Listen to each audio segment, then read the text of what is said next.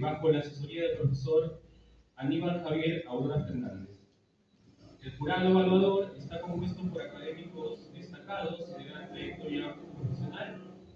En la presidencia, el maestro Edgar Odón Cruz Acuña, como segundo miembro, el maestro Víctor Manuel Herrera Pastor, y en calidad de tercer miembro, el maestro Aníbal Javier Aurora Fernández. Siguiendo los procedimientos establecidos por la Facultad de Derecho y Ciencias Políticas de esta universidad, el presente acto se llevará a cabo bajo la siguiente dinámica. El tesista dispondrá de 20 minutos para realizar su disertación. Concluida la misma, se dará paso a las preguntas del jurado evaluador, las cuales serán absueltas por el tesista. Posteriormente, se procederá a la deliberación del jurado, para lo cual se realizará un breve receso. Finalmente, el presidente del jurado procederá a la lectura de la acta de sustentación, seguida de la juramentación y comentarios finales. Bueno, sin mayor detenimiento, siendo ya la hora propicia, para empezar, invitamos a Cristian a hacer el uso de la palabra e iniciar su disertación, recordándole siempre que tiene 20 minutos para desarrollar la misma. Adelante.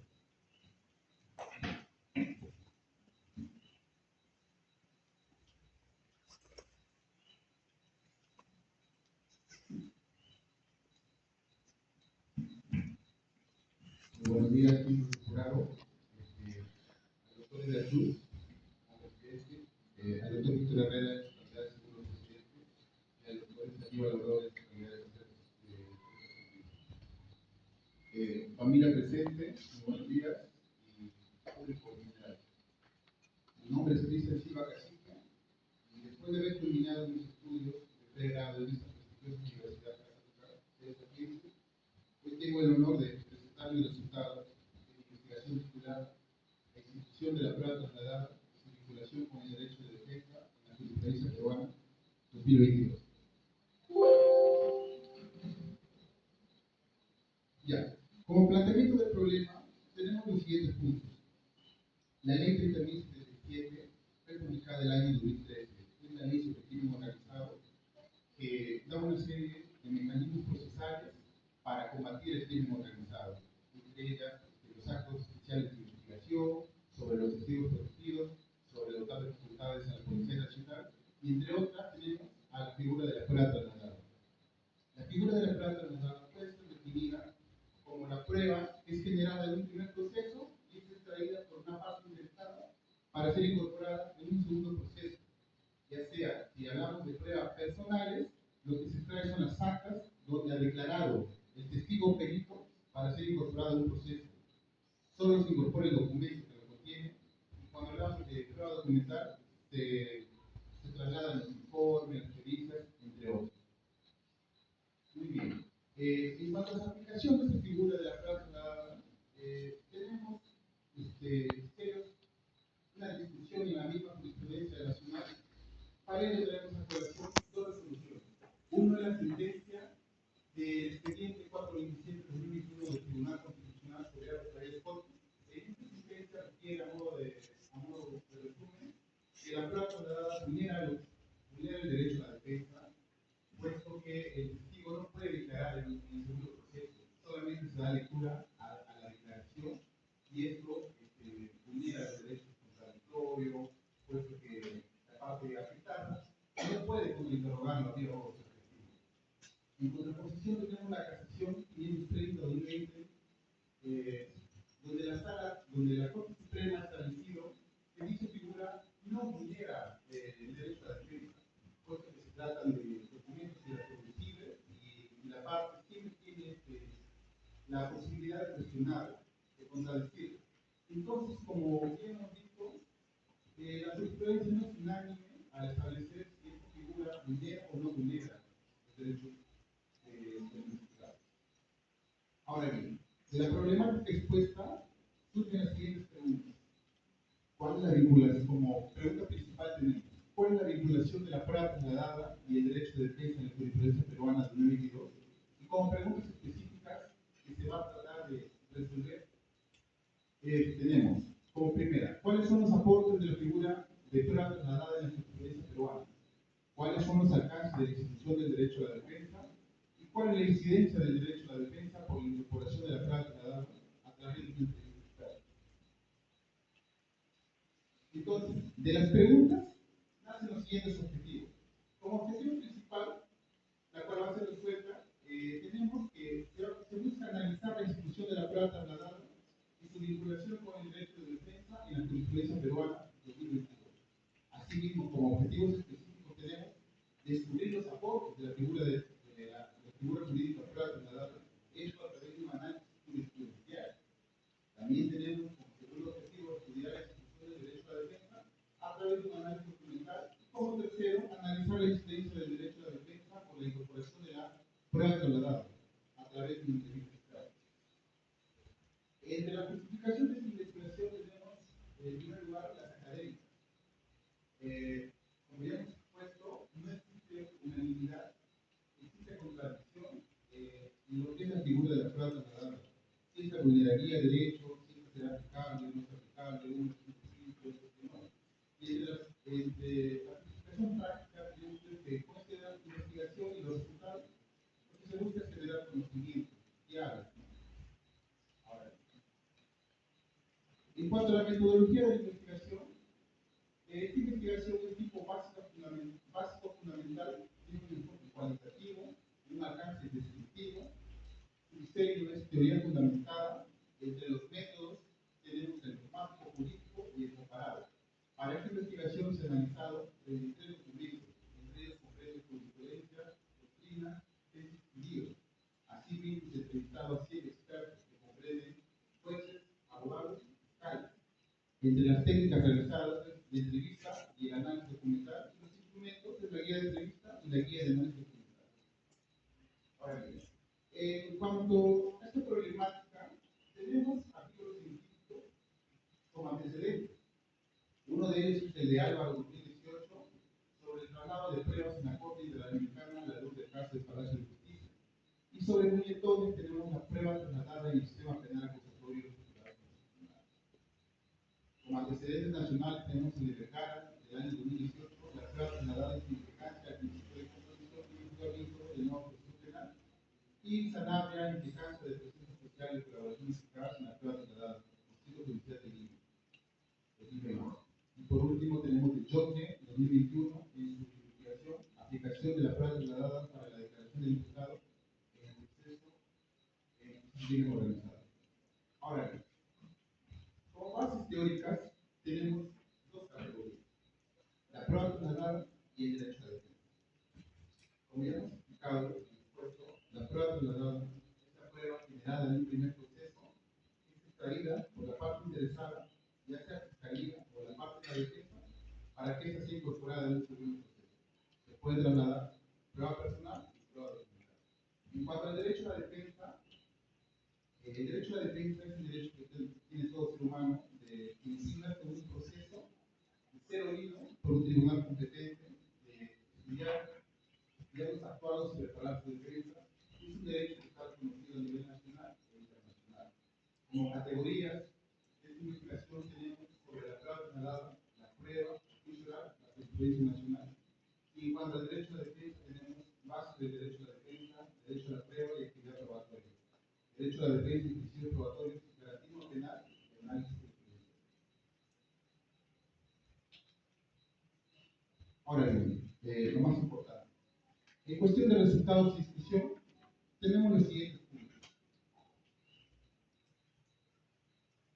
En cuanto al primer objetivo, sobre descubrir los aportes de la figura jurídica de prueba trasladada, se ha analizado desde jurisprudencia un aproximado de entre 10 a 15, y de toda la triangulación de información se ha podido obtener 4 ideas importantes.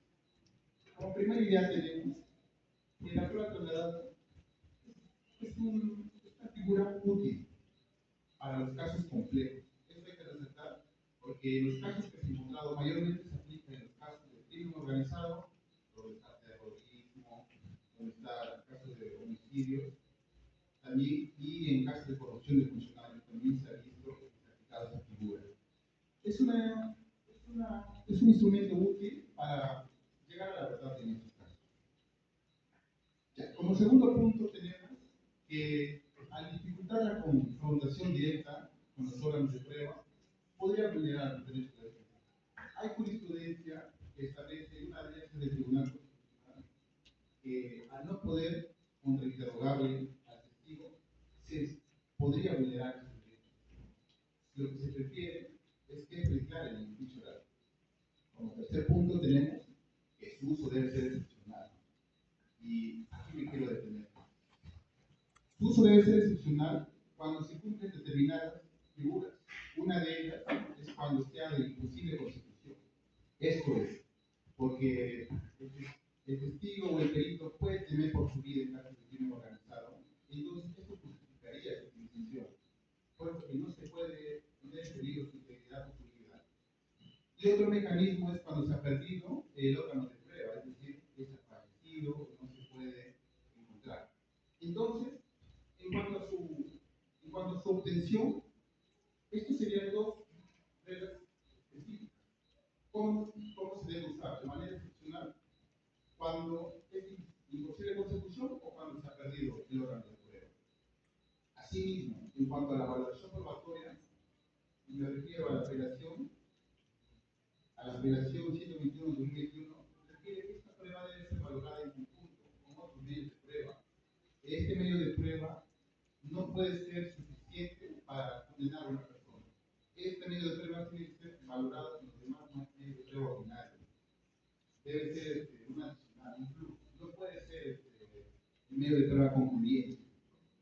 Entonces, estos serían los puntos que han arrojado la triangulación de información sobre el análisis jurisprudencial. A manera de resumen, que sí es importante, pero solo en casos complejos. Y si este se usa en casos complejos, debe ser cuando debe ser justificado, cuando hay imposible consecución o cuando hay amenaza. Su valoración debe ser en conjunto con los otros. Entonces, estos son los presupuestos que se deben arrojar para que se pueda aplicar esta figura. Como segundo punto, tenemos que el derecho a la defensa, para responder el objetivo 2 sobre estudiar la institución del derecho a la defensa a través de la ley comunitaria.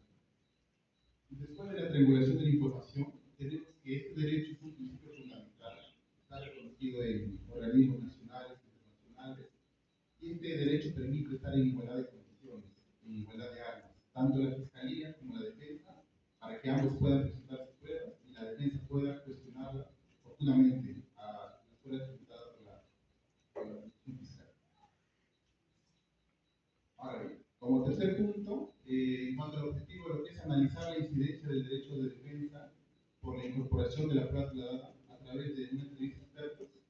Aquí los expertos han hecho una triangulación, un análisis, y se ha arrojado 6 posturas que creemos conveniente detallar.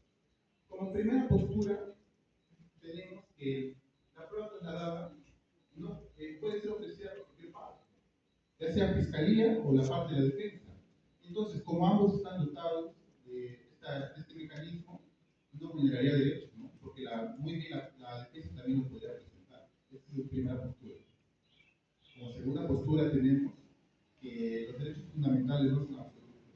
Y en caso de delitos graves o procesos complejos, o donde esté involucrado organizaciones criminales, se justificaría esta aplicación. Ello con el objeto de llegar a la verdad, de conocer y sancionar esos delitos. Como tercera postura tenemos que el imputado en cualquier parte del proceso puede cuestionarla, puede impugnarla. Entonces, como tiene esa facultad de impugnarla, no se estaría vulnerando su derecho. Como cuarta postura tenemos que en cuanto a los documentos no es necesario su traslado porque puede ser presentada y admitida como una prueba ordinaria. Una quinta postura tenemos que para utilizar esta prueba se debe cumplir ciertos requisitos. Bueno, la jurisprudencia no está clara. Lo que se pretende es que con esta tesis se pueda uniformizar el criterio. Se cumplen ciertos requisitos, ya que de lo contrario estaría afectando el derecho de defensa y la prueba podría considerarse. Y como una última y sexta postura tenemos que la prueba trasladada sí podría afectar los derechos del imputado si él no participó en el proceso principal. Esta postura refiere de que si la parte contra quien se quiere usar la prueba dado un primer proceso, ya la cuestionó en su momento, y en un segundo proceso no sería tanto la argumentación. Entonces, son estas 6 posturas que se ha podido rescatar de la entrevista experta. Ahora bien, después de ver los 3 objetivos, para dar una respuesta al objetivo general, nos podemos quedar con la siguiente idea: que la prueba trasladada es un instrumento jurídico procesal excepcional. No se debe usar en todos los casos. Y es excepcional porque solo se debe usar en casos complejos que involucren crimen organizado o corrupción de funcionarios, porque no se ha establecido que en otros tipos de delitos esta prueba pueda ser utilizada, solo en casos complejos. Y sí, su uso, si bien es cierto, puede afectar derechos del imputado, como cuestionarlo, no tener la vía voz al testigo, no poder pedir aclaraciones, no poder contrainterrogarlo. Sí, pero para usarlo ello y evitar que se vulneren estos derechos, se debe cumplir ciertos requisitos, ¿no? Como ellos son que para su admisión y actuación se debe limitar a casos donde exista riesgo y dificultad para obtener las fuentes de prueba. Es decir, si no hay algún problema para que el testigo comparezca a juicio y declare, se tiene que referir a esto, porque esto es la regla. No se debe usar la prueba trasladada. Se debe limitar y probar de que hay riesgo de que se atente contra su vida y su integridad. Y otro, en cuanto a su valoración probatoria, debe depender de la evaluación conjunta de todos los medios de prueba. Es decir, con la prueba trasladada no puede ser la prueba principal para condenar a una persona. Esta debe ser una prueba periférica, valorada, complementaria, más no concluyente ni absoluta para después tomar una decisión. Y en todo este proceso se debe asegurar que la defensa tenga la oportunidad de cuestionarlo. Entonces, cumpliendo nuestros requisitos, podríamos decir, se podría justificar el uso, pero siempre y cuando sea en casos concretos. Ahora bien, en cuanto a la discusión con los anteriores autores, esta investigación amplía argumentaciones con el autor George Cristóbal, quien solo se ha limitado a analizar la prueba trasladada en contexto de crimen organizado. Esta investigación ofrece un aporte más amplio y no solamente se limita al delito de crimen organizado, porque también se ha tratado casos de corrupción funcional. Y en el caso de Sanabria 2021, se limita a analizar la ejecución de la prueba trasladada con el proceso de colaboración eficaz. De la misma manera, esta investigación es más amplia y no se limita a estos aspectos. Se discrepa con la autora Vergara 2018, ya que esta autora señala de que sí afectaría, incluso concluye de que no se debería usar la estructura de prueba trasladada, porque afectaría derechos. Lo que yo propongo es que esta figura sí es importante, sí es útil, pero siempre que se cumpla con determinados criterios que es explicado. Justo sí se debe explicado, pero solo en casos concretos. Muy bien. En cuanto a conclusiones y recomendaciones, tenemos que se concluye que la prueba trasladada es una herramienta útil, sirve para la búsqueda de la verdad. Como segundo punto, tenemos que facilita la actividad probatoria. Es necesario a veces cuando por pérdida de un testigo o miedo, es necesario que se lea sus declaraciones con el objeto de llegar a la verdad, siempre y cuando que se justifique, como ya lo hemos expuesto. En cuanto al derecho a la defensa, es un derecho fundamental y es un derecho que le permite al acusado, a la defensa, tener igualdad de armas, no ponerse en una situación de vulnerabilidad en contraposición con la fiscalía y el Ministerio Público. Y como cuarta conclusión tenemos que la incorporación de la prueba sí, limita la capacidad, es cierto, porque no se puede contrainterrogar más que todo a las pruebas personales, pero su uso debe ser cumpliendo ciertos requisitos. Siempre y intentando respetar el derecho a la ciencia, dando la oportunidad de la cuestión. Como recomendaciones de esta investigación, se recomienda seguir empleando la figura de la prueba trasladada en casos complejos. Se debe establecer criterios de aplicación de la prueba de la edad. Hemos visto el informe, entonces se debe hacer, la Corte Suprema o el Tribunal Constitucional debería establecer criterios que deben ser de cumplimiento obligatorio para todos los juzgados de nivel nacional. Se debe seguir fomentando la discusión del ciclo del derecho de defensa en los procesos judiciales. Como cuarto, se debe emplear la prueba trasladada con el respeto al derecho de defensa, y hasta que no haya un criterio uniforme, se debe prevalecer los criterios jurisprudenciales del Tribunal Constitucional y la Corte Suprema. Y como última recomendación, se propone que el Congreso haga una iniciativa legislativa para los criterios expuestos del Tribunal Constitucional y la Corte Suprema se vuelvan una ley. Entonces, esto es lo que se propone, que el Congreso permita un proceso donde la incorporación sea siempre respetando el derecho de la defensa. Eso es todo. Muchas gracias.